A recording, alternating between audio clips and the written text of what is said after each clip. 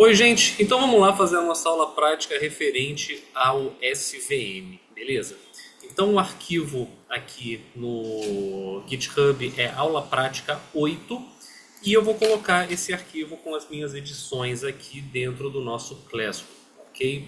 Então o objetivo dessa atividade é a gente trabalhar o SVM com dados artificiais, porque assim a gente está em duas dimensões e aí a gente consegue visualizar tudo que a gente está fazendo. Então eu importo aqui algumas funções, tá? O scikit-learn tem um pacote chamado SVM e dentro dele tem uma classe chamada SVC, né, que faz classificação, Support Vector Classifier. E vai ser essa a classe que a gente vai trabalhar, que ela implementa todos os métodos, todos os kernels de SVM que a gente viu. Então eu tenho aqui uma funçãozinha que faz um gráfico do SVM para a gente, que eu roubei aqui desse camarada. Eu acoplei nessa função aqui aquela classe, né, que mostra a matriz de confusão com as métricas, que eu já trouxe numa outra aula para vocês. E uma outra funçãozinha aqui que mostra a matriz de confusão de um jeito bonitinho, sem ter que recorrer a coisas do scikit-learn. Tá? Então o item A aqui: gere o conjunto de dados linearmente separável e teste o SVC com kernel linear e diversos valores do hiperparâmetro C. Estude detalhadamente a documentação da função SVC, relacione com o que vimos em sala de aula e valide o seu resultado no conjunto de teste. Tá? Então a função que eu proponho que a gente utilize aqui para gerar os dados artificialmente é essa makeBlobs aqui. Então a gente já gerou logo de cara um conjunto de dados que é linearmente separável. Vamos utilizá-lo então daqui em diante. Então, pegando aqui, né, instanciando o nosso SVM com kernel linear, com algum valor de C, que eu vou até apagar aqui, só para a gente ver que ele tem um valor de C padrão. Vou fitar e vou fazer o plot do meu SVC usando a função que a gente introduziu lá em cima. Então aqui está como o SVC performa no nosso conjunto de treinamento, tá? Ou melhor, tá a fronteira de decisão ilustrada no conjunto de treinamento e aqui a fronteira de decisão ilustrada no conjunto de teste, ok? E aqui estão as nossas métricas, tá? Referentes a essa classificação. A quantidade de vetores suporte ela é uma métrica exclusiva, né, do SVM, matriz de confusão, prevalência, acurácia e todas as outras métricas que a gente já discutiu na nossa aula sobre métricas de problemas de classificação. Então, se a gente abrir aqui a documentação do nosso SVC, a gente vai ver que tem uma quantidade muito grande de informação para a gente destrinchar. Tá? Vamos começar aos poucos. Então, o nosso primeiro parâmetro, tá, é o parâmetro de regularização C. Só que, né, eu vou começar discutindo o parâmetro do kernel, que é o segundo parâmetro aqui nessa listagem dada na documentação do scikit-learn. Lembrando, né, que como esses parâmetros aqui que a gente passa para declarar a nossa classe, eles têm um nome, né, não são parâmetros posicionais, você pode passar na ordem que você quiser. Tá? Então, apesar do C vir primeiro e depois o kernel, na hora de eu instanciar o meu, eu coloquei aqui primeiro o kernel e nem coloquei o C. Tá? Ele já tem esse C igual a 1 por padrão. Então, relembrando aqui, fazendo um paralelo com a nossa teoria, o problema que a gente está querendo resolver é esse daqui. Tá? Então, lembrando que ele é motivado pelo cenário onde a gente talvez queira permitir, um cenário onde a gente não tem conjuntos de dados que sejam perfeitamente linearmente separáveis, como é esse caso, mas a gente não gostaria de ter uma fronteira de decisão linear. Tá? Então, pegando aqui esse gráfico que ilustra para a gente o cenário onde os dados são linearmente separáveis, essa gordurinha aqui é o que a gente chama de margem, né? A distância do hiperplano classificador até os pontos mais próximos dele. Aí agora o problema de otimização que a gente quer resolver é o seguinte: a gente quer maximizar essa margem, tá? Ou seja, a gente quer o hiperplano que tenha uma certa parcimônia em estar relativamente longe das observações de treinamento, sujeito a uma condição nos coeficientes que definem o nosso hiperplano. Essa condição aqui ela é somente para garantir a unicidade, tá, da solução desse problema de otimização. Essa segunda condição aqui, ela diz para a gente que se a gente parasse aqui no maior ou igual do que m, a gente estaria dizendo que todas as observações de treinamento devem estar corretamente classificadas e suficientemente longe do hiperplano. Tá? Porque a gente está maximizando nessa variável m aqui. Porém, né, a gente vai querer relaxar um pouco esse problema de otimização, então a gente introduz esse segundo termo aqui, né, permitindo que algumas observações ou estejam dentro da margem, né, dentro daquela gordurinha que eu mostrei lá em cima, ou que estejam até mesmo do outro lado do nosso hiperplano classificador. O que vai controlar isso são esses valores de epsilon aqui. Epsilon igual a 0 significa que a observação está do lado certo do hiperplano. Tá? Epsilon maior do que 1 significa que a observação está do lado errado do hiperplano. Tá? Porque esse camarada aqui do lado direito muda de sinal. E epsilon entre 0 e 1 significa que a observação está do lado certo do hiperplano, mas ela está dentro da margem ali, tá? Como se fosse na zona de impedimento. Tá?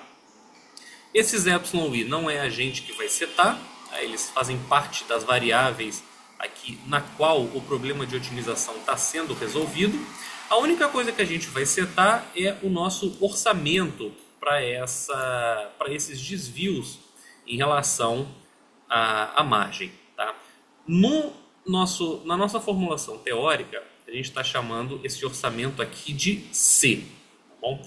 Ou seja, quanto maior for esse valor de C, maior é o seu orçamento para esses desvios. Então, quanto maior o seu valor de C, mais observações você permite que estejam ou erroneamente classificadas ou estando na região do impedimento, estando dentro da margem. Tá? Eu sugeri que vocês lessem a documentação do SVM para que vocês vejam aqui, né, o User Guide, que está aberto nessa minha outra aba. Ele é muito informativo, ele traz muito bem explicado a formulação matemática, de um modo sucinto, claro, mas aliado ao que a gente já viu em sala de aula, ele vai complementar e vai te ajudar a entender melhor os parâmetros, como eles estão implementados. Tá? Então, se você pode ler aqui, ele traz exatamente as mesmas ideias do que a gente falou em sala de aula. E a ideia básica do SVC, né, do Support Vector Classifier, é, novamente, seguindo a notação do que a gente falou em sala de aula, dado vetores de treino nas classes -1 e 1, né, positiva e negativa, nosso objetivo é encontrar um vetor de coeficientes e um viés, né, esse W é equivalente aos nossos betas, e esse B é o nosso beta zero, tá? De modo que a predição seja correta para a maioria das observações. Tá?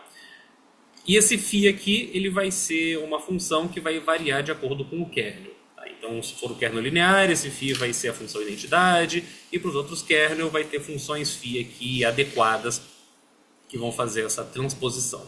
Tá? E aí vamos reparar que o problema de otimização resolvido por ele não é exatamente o problema de otimização que a gente apresentou em sala de aula, mas é um problema de otimização relacionado com ele que é mais fácil de se resolver numericamente. E esse problema de otimização, tá, ele quer minimizar essa quantidade que eu estou aqui mostrando com o mouse. Tá? E o que a gente chamou de epsilon aqui, ou seja, o nosso hiperparâmetro que controla, né, o posicionamento das observações do lado certo ou errado do hiperplano, aqui na documentação é chamado de zeta. Essa daqui é a letra grega zeta. E vamos reparar que agora esse C ele está multiplicando esse meu somatório dos zetas. Tá? Então, se eu tiver um valor de C muito alto aqui, dado que eu estou querendo minimizar essa função, um valor de C muito alto implica que eu estou dando muito peso para esses zetas, atrapalhando a minimização dessa minha função objetivo. Tá? Então, se eu coloco um C muito elevado, eu estou dando um peso muito grande, tá, para os meus zetas, e isso é equivalente aqui a eu colocar um orçamento muito pequeno, tá? Porque eu estou penalizando os meus epsilons nessa minha outra formulação. Tá? Analogamente, se eu coloco um C muito pequeno aqui na formulação do scikit-learn, Isso daqui pouco influencia no meu problema de otimização. Tá? Então os meus zetas têm muito mais flexibilidade para o que eles podem ser. Ou seja, um C pequeno aqui na formulação do scikit-learn significa um C grande aqui na nossa formulação teórica. Tá? Então, o nosso C da formulação teórica, ele tem uma relação inversa com o C aqui da formulação do problema de otimização que o scikit-learn resolve. Tá? Então, ele até já diz isso aqui na própria documentação, né? Esse termo de penalidade C controla a força da penalização e, como resultado, funciona como um parâmetro de regularização inversa. Tá? Então, se você não entendeu, pause o vídeo, volta, é confuso mesmo, mas a ideia é que esse C do scikit-learn ele é inversamente proporcional ao C que a gente apresenta na nossa teoria. Tá? Para mim é mais fácil entender o C que a gente apresenta na teoria, tá? E aí com isso eu faço essa relação do inversamente proporcional e penso no C que vai estar implementado lá no scikit-learn. Beleza? Então ele discute aqui um pouquinho sobre otimização, ele relaciona esse problema com o seu problema dual, aí são coisas mais específicas de otimização que a gente não aborda aqui no nosso curso, tá? E aí ele diz que a sua fronteira de decisão ela vai ser construída, tá, a partir de uma soma ponderada do kernel calculado no valor x e nas suas observações do conjunto de treinamento. Tá? Então esse kernel aqui está cumprindo a nossa função de similaridade, como a gente falou nas aulas teóricas. Não mentir para vocês. Então aqui essa nota ilustrando aquilo que a gente falou, de que esse C, né, é inversamente proporcional ao que a gente usualmente chama de parâmetros de regularização. Então você interpreta isso daqui como o C do scikit-learn é inversamente proporcional ao C da nossa teoria. Tá? Beleza, vamos voltar aqui para o VS Code e ver o que acontece. Repara primeiro de tudo, por padrão, que ele sempre considera um C igual a 1 por default. Tá? Então a gente tem que ajustar isso daqui para ver o que a gente quer que aconteça. Então, na nossa formulação teórica, se eu tenho aqui um C muito elevado, significa que eu estou sendo muito permissivo em relação aos meus epsilons. E aí eu estou permitindo que mais vetores estejam erroneamente classificados ou dentro da margem. Tá? Isso significa aqui colocar um C pequeno. Então, se eu colocar um C igual a 0.01, tá? Repara que a quantidade de vetores marcados aumentou. Tá? O que são esses vetores marcados? São exatamente os vetores suporte. E o que são os vetores suporte? São os vetores que estão ou do lado errado do plano classificador ou que estão dentro da margem. Tá? São justamente os vetores mais fundamentais para construir o nosso classificador. Tá? Então, aqui, esses dois azulzinhos são vetores suporte, esses vermelhinhos que estão aqui dentro também são vetores suporte, tá? Esse azul que está aqui desse lado também é um vetor suporte. E aí, voltando então para o VS Code, tá? Todos esses maisinhos são vetores suporte. Então, quando eu coloco um C pequeno aqui no código, que na nossa teoria significa um C grande, tá? Eu estou permitindo que mais observações influenciem na minha montagem da fronteira de decisão. Tá? Ou seja, se eu fizer qualquer modificação em qualquer observação dessa com cruzinha, eu vou mudar quem é a minha fronteira de decisão. Se eu pegar essa minha observação aqui, que eu estou passando o mouse, e botar ela, digamos, aqui para baixo, onde eu posicionei meu mouse agora, não vai fazer a menor diferença, porque ela não é uma observação suporte. Tá? Então, as observações que não estão com cruzinha, elas, a não ser que sejam muito perturbadas, elas não influenciam na minha montagem da minha fronteira de decisão. Tá? Ou seja, se você coloca um C pequeno aqui na implementação, né, você está permitindo que mais da sua base de dados interfira na montagem da fronteira de decisão, aumentando assim a variância do seu método. Tá? Lembrando do balanço entre viés e variância, né, você está colocando mais sensibilidade no seu conjunto de dados. E se eu colocar aqui um C alto, né, implicando, né, que na minha teoria aqui eu tenho um C pequeno, ou seja, eu estou sendo pouco permissivo em relação aos meus epsilons. E reparem que o meu número de vetores suporte aqui diminuiu para 2. Né? Então são essencialmente só essas duas observações que contribuem para a minha montagem aqui da minha fronteira de decisão. Tá? Isso em relação ao conjunto de treinamento. Tá? O conjunto de teste ele só é apresentado para a gente testar. Né? Bom, isso daqui é tudo que tem para se mostrar referente ao SVC com kernel linear. Tá? Ele só depende de um hiperparâmetro, que é esse C aqui. E aí você pode conferir aqui embaixo as outras métricas. Tá? Quantidade de vetores suporte, matriz de confusão, a prevalência é 50%, eu estou com um problema balanceado. E aí eu tenho uma matriz de confusão praticamente perfeita. Né? Ela é quase diagonal, então tudo funciona muito bem. No item B, é para a gente escolher alguns conjuntos de dados abaixo para continuar a análise. Ou é esse Make Moons aqui, que faz essas duas meia-luas se entrelaçando, ou esse Make Circles, que faz dois círculos concêntricos, né? Só que o de fora, né, não preenche com observações aqui no meio. Eu vou escolher o de cima, então eu vou apagar essa célula aqui para eu não me confundir. Consulte a documentação dessas funções, né? Esse parâmetro noise aqui ele vai controlar, né, o quanto que essas observações têm sobreposição. Se você colocar um noise aqui igual a 0, vai ficar extremamente sem graça. Se você aumentar esse noise, você vai permitindo aos poucos diversos graus de sobreposição. Tá? Eu vou colocar um noise de 0.3 porque dá uma sobreposição razoável entre as minhas classes. Beleza? Então eu vou manter esse daqui para seguir adiante. Então vamos lá. No conjunto de dados que você escolheu acima, teste o SVC com kernel linear e diversos valores dos seus hiperparâmetros. Estude a documentação para entender do que se tratam tais hiperparâmetros. Bom, já fizemos essa etapa. Tá? Agora a diferença é que a gente tem um conjunto de dados que não é linearmente separável. Tá? Então ele não vai ter um resultado tão bom quanto aqui em cima, obviamente. Tá? Mas ainda assim a gente vai conseguir definir alguma fronteira de decisão. Então, botei aqui, cliquei errado, botei aqui com o meu C igual a 0.1 e aí ele me deu esse resultado. Ou seja, meio que o melhor que dá para fazer, né? Passando aqui essa fronteira de decisão linear. Como a gente escolheu o parâmetro C aqui pequeno, indicando que o C na formulação teórica é grande, a gente foi bastante permissivo com falhas em relação à classificação. Ou seja, tem um monte de vetores suporte. Tá? Tem um monte de vetores que estão erroneamente classificados, ou seja, os marronzinhos que estão adentrando na região azul e os azuis estão adentrando na região marrom, e um monte de observações que estão dentro da margem. Se eu colocar aqui um valor maior, digamos 10, tá?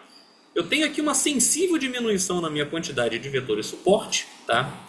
Ou seja, eu tenho uma margem um pouco mais reduzida, mas ainda assim, isso faz pouquíssima diferença no meu resultado final, tá? Porque esse conjunto de dados não é linearmente separável. Tá? Se você quiser encontrar o valor de C ótimo para cá, você tem que fazer validação cruzada. E aí, né, você tem que saber se você vai concentrar mais valores de C abaixo de 1 ou acima de 1, dependendo do que você espera de acordo com essa nossa formulação teórica aqui. Então aqui se você tem um C grande, lá você tem um C pequeno e vice-versa, sempre lembrando disso, e aí você consegue fazer uma grade para fazer a sua validação cruzada direitinho.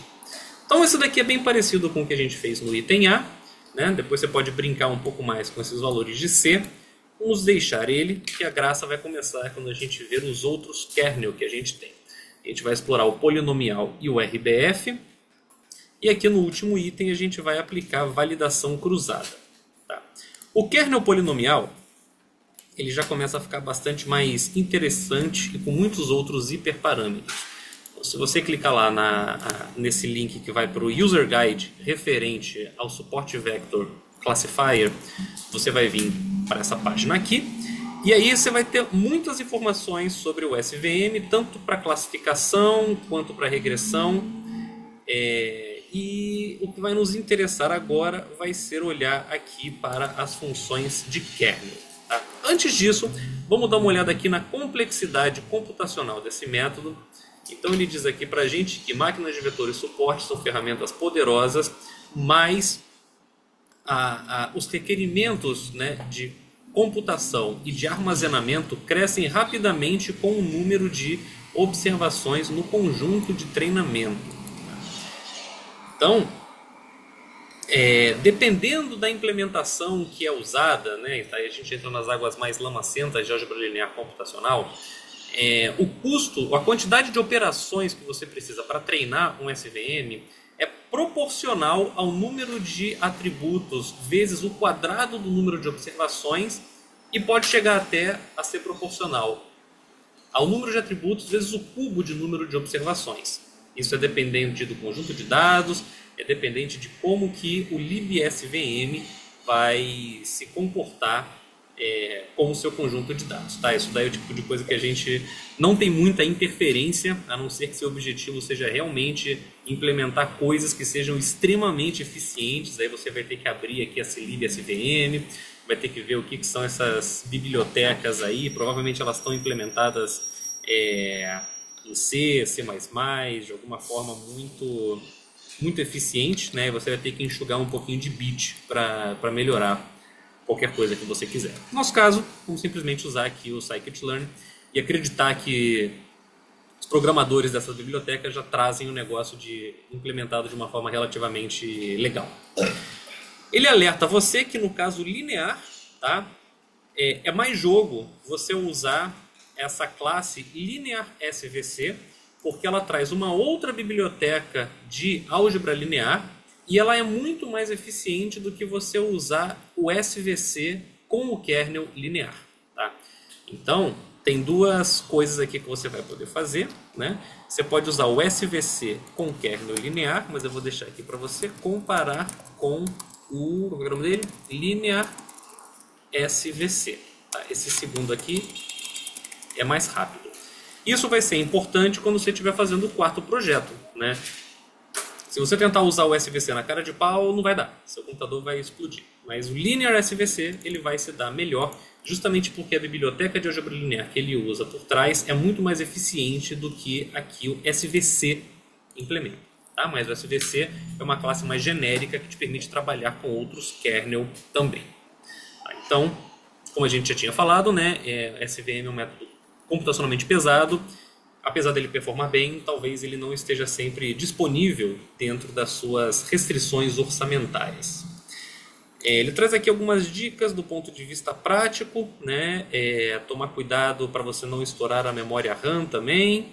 Ele te dá aqui diversas estimativas de quanto de memória RAM é otimizado. Ele também te dá algumas dicas de acordo com escolher o valor de C. Tá?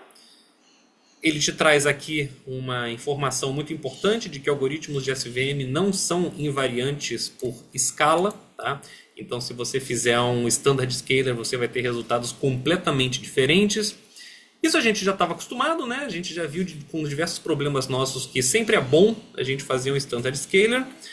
No nosso caso, o nosso conjunto de dados é artificial, então está tudo muito controlado aqui, né? A gente não precisa, nesse conjunto de dados artificiais, fazer um standard scaler, tá? Mas em problemas reais é altamente necessário você fazer uma pipeline e acoplar antes um standard scaler, como a gente já tinha visto. Tá? Então, recomendo que vocês leiam aqui com cuidado todas essas dicas, tá? Que no trabalho 4 isso vai ser fundamental. Então, o que eu queria falar era agora sobre as funções de kernel, tá? As funções que medem similaridades entre as observações. Então, ele traz para a gente aqui disponível 4 funções de kernel diferentes, 3 das quais a gente viu em sala de aula. É o kernel linear, onde a similaridade entre dois vetores é medida pelo produto interno. O kernel polinomial, onde a similaridade entre dois vetores é medida pelo produto interno, somado com uma certa quantidade, produto interno multiplicado por uma certa quantidade gama, somado com uma certa quantidade que é implementada como é chamada de coef0 na implementação, elevado a um certo grau d, que é chamado de degree na sua implementação. Então, o SVM com kernel linear ele tem aqui 4 parâmetros para você ajustar: gama, R, D e o C. O RBF, né, onde a nossa similaridade ela decai exponencialmente com o quadrado da distância euclidiana. Tá? Então, qualquer semelhança disso com o núcleo de uma normal não é mera coincidência. Ele depende desse parâmetro gama, que ele está mais ou menos associado com 1 sobre a variância de uma distribuição normal, né? 1 sobre a variância é o parâmetro que a gente chama de precisão. Então, um gama muito elevado implica que você está considerando observações parecidas só se elas estiverem muito perto, e gama muito grande você permite que observações parecidas possam estar distantes entre si, mais distantes entre si. Tá? Então, o SVM com kernel RBF, você precisa ajustar só 2 parâmetros, o gama e o C, e ele traz também esse kernel sigmoide, que é a tangente hiperbólica de gama vezes o produto escalar mais R. Tá? Isso aqui eu não vou testar não, vocês podem testar fazendo o mesmo procedimento que está ali no nosso notebook. Beleza? Ou você também pode dar o seu próprio kernel. Tá? Ele também aceita se você der uma matriz de kernel, uma matriz de similaridades pré-computada nas suas observações. É um pouco mais sutil, a matriz vai ter que ser positiva definida, então tem que ser um pouco mais cuidadoso ou cuidadosa para fazer isso daí. Não é o tipo de coisa que raramente é necessário de ser feito. Tá? Ele também te recomenda que você olhar sobre aproximação de kernel. Existe uma solução onde você aproxima o kernel RBF, que é muito mais rápida, é muito mais escalável. Enfim, o céu está longe de ser o limite aqui para as aplicações computacionais, para as implementações computacionais desses camaradas. Tá? Então aqui ele discute também um pouco sobre os parâmetros do kernel RBF, bem na direção do que a gente já falou ali em cima, com essa observação aqui. Né? É importante você entender o que esses parâmetros fazem, mas validação cruzada é o melhor que você pode fazer para encontrar os parâmetros ótimos os valores ótimos desses hiperparâmetros. Tá? Então você pode também passar aqui o seu próprio kernel, ele te dá aqui funções, maneiras de como você pode fazer isso. Não vamos fazer isso aqui no nosso exercício que a gente está fazendo hoje. Tá? Então vamos começar brincando com o kernel, qual que era mesmo? O kernel polinomial. Tá? Por padrão, no kernel polinomial, ele vai também trabalhar com C igual a 1, o grau vai ser 3, o coeficiente 0, né, ou seja, aquele D vai ser igual a 0, e o gama, por padrão, é scale. Vamos ver aqui o que é esse gama scale. É uma maneira automática dele encontrar esse gama. Tá? Gama igual a scale, então ele é passado como se fosse 1 sobre o número de atributos que você tem vezes a variância de x. Tá? Então são heurísticas para declarar quem é esse valor aqui de gama, então é meio que uma maneira de tornar, né, lembrando que o gama multiplica o seu produto escalar, ou o seu gama multiplica, né, essa distância euclidiana ao quadrado. Então isso aqui é meio que uma maneira de você tornar essa quantidade adimensional, né? Você está multiplicando, você está dividindo pela variância, isso é uma forma de padronização, né? Lembrando que na padronização usual a gente subtrai a média e divide pelo desvio padrão de alguma coisa, então aqui a gente está dividindo pela variância e dividindo também pela quantidade de atributos. Então pensa nisso como uma forma de transformar ou o seu produto escalar ou a distância euclidiana ao quadrado em algo adimensional. Tá. Vamos ver aqui o que a gente vai fazer. Então aqui eu vou trazer para vocês kernel polinomial, escolher um valor de C, eu vou começar com grau igual a 2, vou colocar gama igual a 2 e coef 0 igual a 2, valores aleatórios que me vieram na cabeça quando eu montei esse notebook para a gente. Tá? Tudo é muito fácil, muito rápido, o nosso conjunto de dados é pequeno, mas vejamos que o formato da nossa fronteira de decisão muda. Né? Ele tem um formato aqui com uma carinha um pouco mais de parábola. Né? Natural, né? Já que a nossa similaridade está sendo medida como produto interno ao quadrado. Tá? E a nossa função que vai dar nossa fronteira de decisão, ela vai ser escrita como uma soma ponderada do nosso kernel calculado num valor x genérico e numa observação que é um vetor suporte. Tá? Então você vai estar fazendo meio que uma soma ponderada de coisas quadráticas, então você vai ter uma fronteira de decisão que vai ser uma coisa quadrática. Né? Natural isso daí. Então você pode pensar que você pegou aqui o kernel linear e você deu uma dobradinha ali. Vamos ver o que acontece se a gente mudar os nossos parâmetros, vou aumentar aqui o meu C, permitindo que mais vetores estejam como vetores suporte. Visualmente não faz muita diferença, mas opa, você vê que já apareceu uma outra coisa diferente aqui, né? Apareceu uma regiãozinha azul que não existia, e esse vetor marrom ele brotou como um vetor suporte. Tá? E aí você veja que você está introduzindo alguma coisa meio artificial no seu conjunto de dados. Você não teria nenhuma evidência, a princípio, olhando para cá, para o plot do seu conjunto de treinamento, de que aqui nessa região voltaria a ser azul. Né? Então, talvez, né, você estaria, com essa escolha de C, você está interferindo artificialmente no seu problema de uma forma que pode ser danosa, dependendo das novas observações que você possa vir observar.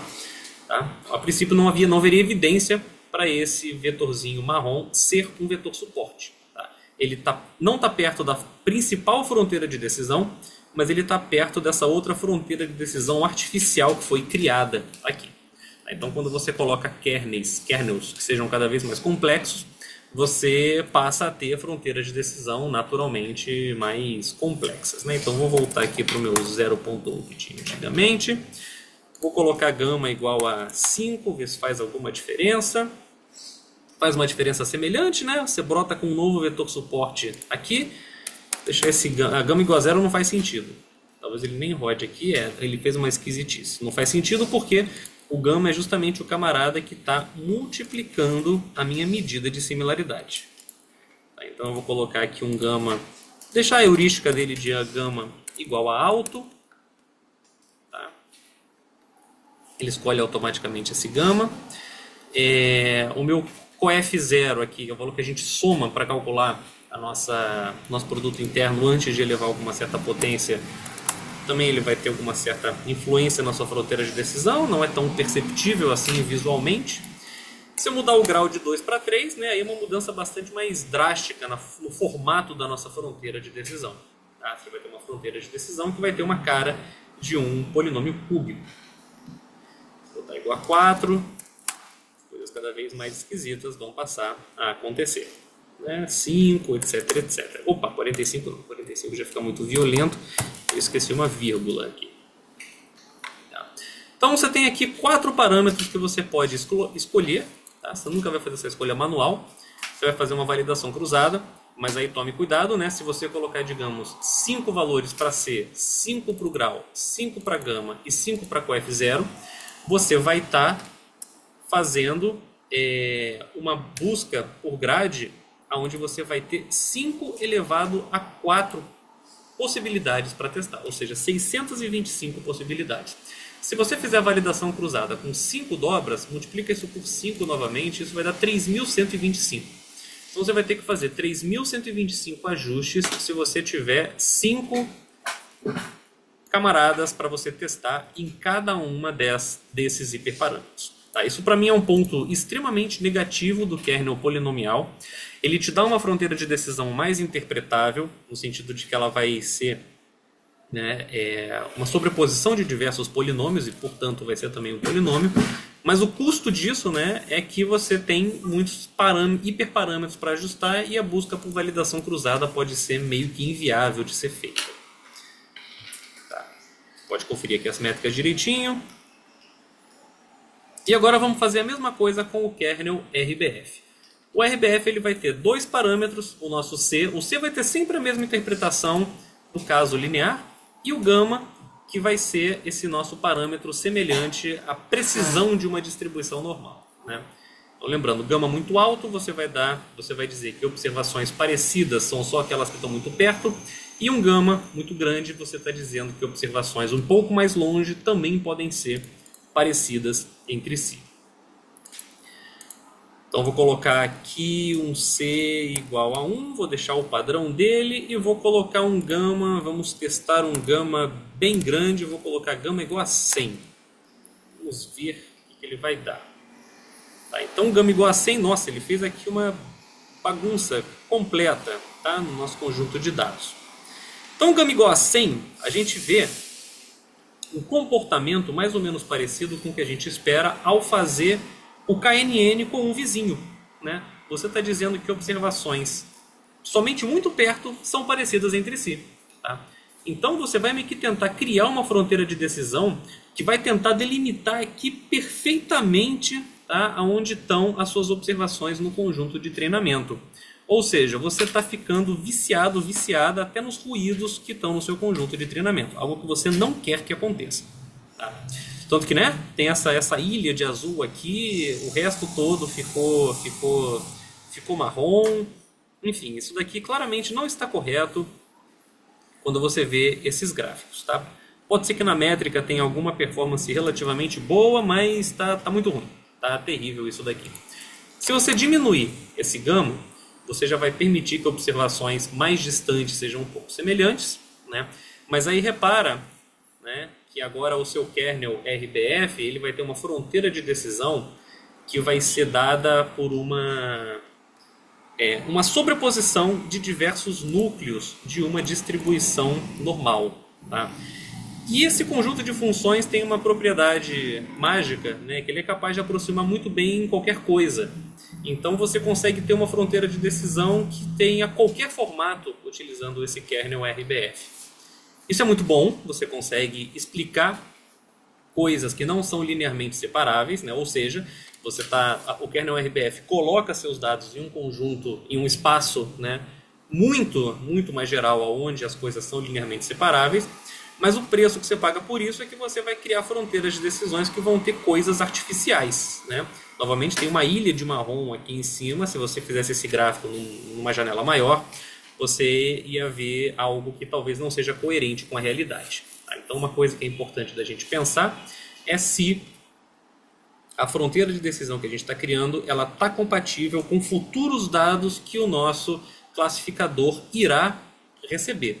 É claro, o conjunto de teste é uma maneira de você fazer isso, né? Mas, né, não tem jeito, a sua intuição, né, e o seu conhecimento sobre o problema que você estiver tratando vai ser o que mais vai te dizer se você está fazendo uma besteira ou se você está fazendo algo certo. Então, colocando aqui gama igual a 1, já temos uma fronteira de decisão mais bem comportada, né? Mas ainda assim tem alguns vetores suporte azuisinhos aqui que talvez não deveriam existir, né? E alguns vetores suporte marrons que também não deveriam existir, indicando que talvez você tenha uma ilha de marrom para cá e uma ilha de azul para cá, que pode não fazer muito sentido, né? Consequência do kernel que você está escolhendo. Tá.